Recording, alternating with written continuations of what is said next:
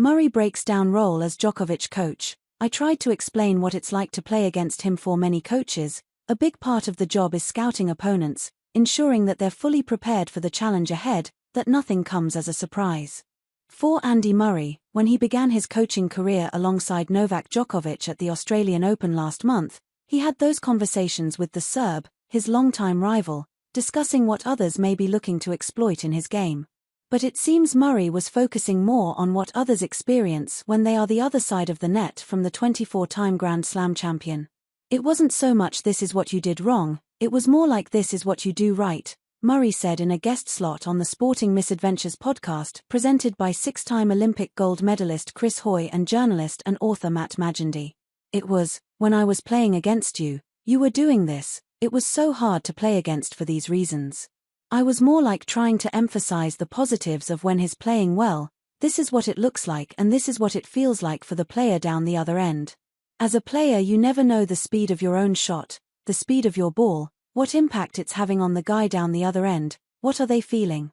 If I had been able to hear from Novak or Roger, Federer or Rafael, Nadal when I was playing against them, 'Oh, I hate it when you do this to me,' or 'when you hit this shot,' that would have been a huge help to me to know that." Murray readily admits his inexperience as a coach and that he spent too much time in my room watching tennis videos, overanalyzing. But the former world number one said being on the court with Djokovic for so many years gave him an angle others may not have. "I do think it's a unique perspective I have on Novak's game that I'm able to make up for some of those weaknesses and flaws that I would have, as an inexperienced coach, because I've competed against him in the biggest matches on the biggest stages over a 10 to 12 year period," he said. "I've studied his game a lot but also experienced what it's like to play against him. We had those conversations. Hopefully it was beneficial for him. I know if I was a player I would have found that helpful." According to the Times, Murray and Djokovic are to continue working together through Wimbledon, though the extent of the Scots' involvement is not known.